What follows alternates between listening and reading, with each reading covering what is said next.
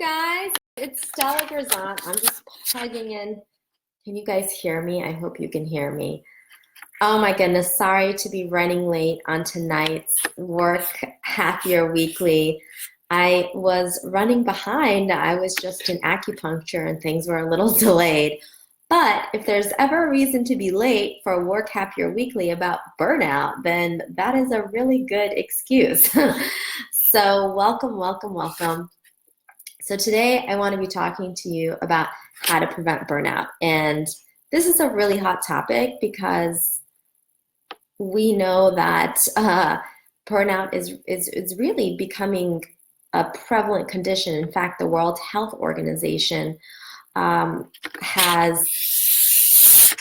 diagnosed it as a really serious ailment. And we know when it comes to burnout that not only do you feel really crappy, but it also takes away all the joy in your life. So even the things that used to bring you joy may no longer, your productivity goes down, your relationships begin to suffer. It's just an all-around kind of nasty experience. So I wanted to talk to you about it today to help you prevent it from happening, or maybe become a little bit more resilient and recover if it's something that you're currently experiencing. So let's talk about what burnout is exactly. So burnout is more than just being stressed. It's chronic stress. It's a chronic experience of three main conditions. One is exhaustion. So you're constantly feeling exhausted. In fact, you know, people who experience burnout are 63% more likely to take a sick day, and they're 23% more likely to visit the emergency room. So not so good. We also know that folks who are burnt out are more cynical, and they're 2.6 times more likely to quit. So you've probably seen this. I know when I get burnt out, I become really jaded and I really just become very cynical.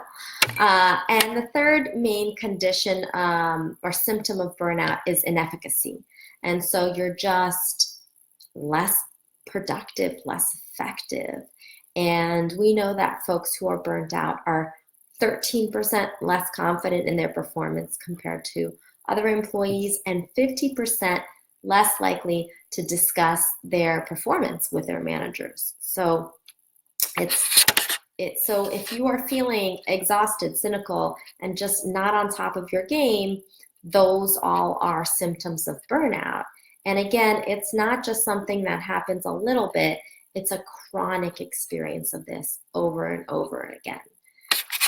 And I like the way my colleague in positive psychology talks about it, Paula Davis-Lack. She talks about it as a disease of disengagement. I think that's a really great way to capture it. And so what we know about burnout is that it's very expensive from an organizational perspective, but that's not really why you're here. But we do know that at any point in time in America, 67% of employees are always or sometimes burnt out. And that is really sucks, especially if you're a leader who has a team. It's really, really important to kind of notice the warning signs and to create conditions that prevent it from happening. So what is it that causes burnout? Well, there are a few models that explain it, a few psychological models, but the one that I think is most simple and intuitive that makes total sense is called the job demands and resource model.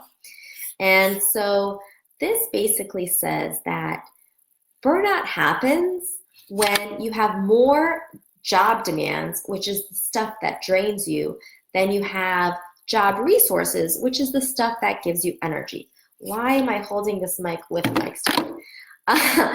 So let me repeat that. Burnout happens when we have greater job demands, which are the things that drain our energy, which could be conditions like unclear role or expectations, conflict at work, lack of support, unmanageable workload, unfair work conditions. anything that sucks your energy. If the stuff that sucks is greater than the stuff that energizes you, and what energizes you, having high quality relationships, getting feedback and recognition, having meaningful work, opportunities to learn and grow, having positive experiences at work, being in the flow. If the job demands are greater than the job resources, well, that kind of creates prime time for burnout.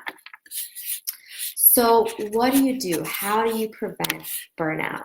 So the way that I like to think about it is, hey, Chris, the way that I like to think about how to create conditions of greater job resources is to start within the employee. So, and to really work directly with employees to help teach them what I call inner skills. So just to take a step back, when we think about employee development, it used to be that hard skills were all that mattered. So can you do the job? Can you make the widget? And if you could and you did a good job, great. But in the 1950s, organizations started to realize, well, it's not just enough if you can do the job. It also matters, can you lead? Can you develop trust? Are you empathetic? Can you communicate well? And that's what falls into the soft skills domain, right? And that's about how do you relate to people. And so the new realm and the new frontier of employee development and of us just being better humans is not about just soft skills, but it's about what I call inner skills. And so inner skills have to do with your awareness of self. It has to do with your being clear on what it is that energizes you, what it is that you really, really, really want. What are your boundaries, right? How do you communicate your needs to others so that you can get your needs met? So those are examples of inner skills, and those are things that I teach in the Work Happiness Method, which is one of my signature programs. So how do we, just to go back to burnout, build those job resources so we're less likely to burn out, right? How do we put a lot of extra coins in the bank so we have room to spare when it comes to the job demands resource balance? So I like to build inner skills, because inner skills are what really help you become more resilient, so that no matter what's going on, you as a human being still have a sense of control over your own experience at work. So one of the things that I teach people is how to manage their mind and their mood, right? So even though circumstances may be exceptionally difficult at work, you still have control over cultivating positive emotion alongside acknowledging the stuff that sucks. And so how do we do that? Very simply, and you've heard me talk about this in all the other Work Happier Weeklies almost, but start a gratitude practice, right? So every day at night, just write down 3 things you're grateful for that particular day and why. If you have a partner, share it with your partner. It's a great conversation to have before bed. It just kind of fills your heart up, and it's nice to hear what they have to say. And if you're in a bad mood and then they're sharing something that's nice, it puts you in a better mood. It's very contagious, right? So cultivating positivity helps you be more resilient. Another thing you can do is create more conditions for flow. And so I did a Work Happier Weekly, I believe, just a few weeks ago on flow. So you can watch that on how to get into that flow, that state where you're just completely have lost track of time and space. You're so focused on what's happening. Your brain is flooded with all these great neurochemicals that are enhancing your performance and your focus and enable you to take on greater risk and be more creative. So getting into the flow, and I gave you tips on how to be able to concentrate better and shut off the distractions. A third thing that you can do to help prevent burnout and build your job resources, those conditions that help you stay energized, is create more meaning at work.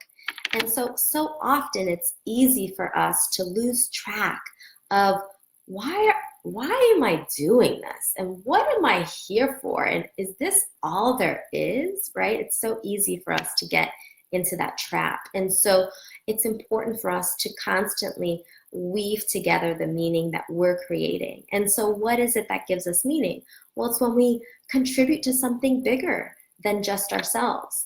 And that doesn't have to be some amazing cause, and you don't have to be out there on the front lines of every march or giving all your money to a nonprofit. You could just be helping a friend. You could be supporting a neighbor. You could be at work connecting the dots and asking for specific information about how is it that what I'm doing ladders up to the bigger vision of our organization. So if you're not clear on that, you can talk to your manager and say, how does this actually ladder up to our vision and what we're trying to accomplish, right? So there's many ways for us to create meaning. If you're a leader, what you can do is regularly remind people of the meaning that your organization and team is contributing to. So that could be posting pictures on walls of happy customers or meaningful events that you guys did together. It could be having sharing stories of how your organization has made a difference in the lives of their customer. So just reminding people of, hey, this is what we're contributing to. And hey, so nice to see you guys on here live. And then when it comes to how else can you amplify those job resources so that you're preventing the burnout, hey Chris, is really making sure that you're lining up your goals, excuse me, your goals with your values. So often it's easy for us, excuse me for a second.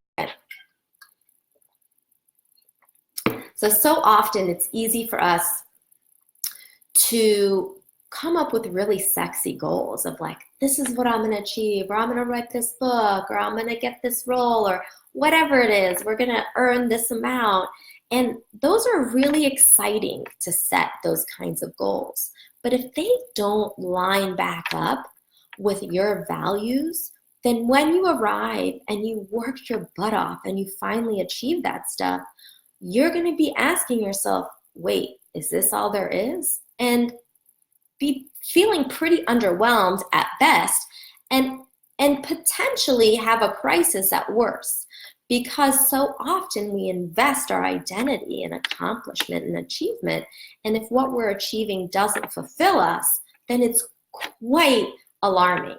And so we want to make sure that what we're striving for really ladders up to expressing who we want to be in this world.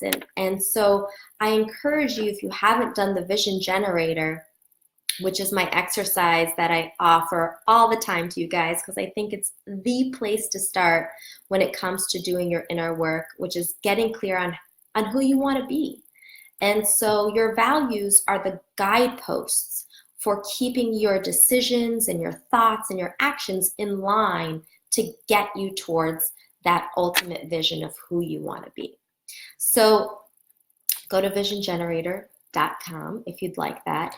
And then if you're ready to do this inner work and you want to work together with me or explore what that's like, you can always go to meetwithstella.com and book a time for us to chat and to explore that. So just to recap, when we talk about burnout, it's more than just stress. It's a chronic experience of exhaustion, cynicism, and inefficacy. And what happens when we're burnt out is that our performance obviously is affected, but also our relationships and just our sense of hope and joy becomes altered. And so what we want to do is make sure that we're tipping the scales so that at work, which is where we spend most of our waking lives, if you are working, that our work provides more energizing experiences than draining ones. And what I like to do is really help you create the skills so that you can generate those energizing experiences from within, so that no matter what's happening, you are feeling a sense of control and agency over your experience. And so we talked about 5 ways that you can do that. Generate more positive emotion through gratitude, enable more flow. And so there's a whole nother segment on that if you want to learn about flow. I didn't talk about this one. Develop positive relationships. And so cultivating positive relationships is a great way to prevent burnout. We know that if you have a friend at work, you're 7 times more likely to be engaged than those who don't. So go out for lunch with someone, really stop to check in how they're doing, and cultivate that connection. And we talked about meaning, and that you can do by just making sure you're connecting the dots with how your efforts ladder up to something bigger than yourself. And then finally, we talked about how might you align your goals with what it is that brings you most alive, with your values, with the guideposts that keep you moving towards that ultimate vision of you and your most alive self. So with that, you guys, that is like my quickie version of how to prevent burnout, delivered to you running straight out of acupuncture. So I'm totally still in the acupuncture zened out state. But I hope that was helpful. And if you liked it, please let me know. I think, and Sean, I think if you're still here, I think this marks almost the 1-year anniversary of me doing the Work Happier Weeklies. So this started off as just an experiment to see like what would it be like to just go on Facebook Live and talk to you guys about topics every week. And I have had a really good time doing this off the cuff every week. That being said, I think it's time for us to take stock and really reflect on how can we make this programming better? What do you like about it? What can I do better? I think we're ready to take this up a notch. And so I really, really not only welcome, but am eager to hear what you think, because sometimes I'm on here and I see friendly faces, but I'm like, is this landing? Is this really benefiting you? And so I'm really here to be of service. So if you have any feedback on how I can do that even more, I would love to hear it. You can message me if you're watching this on Facebook.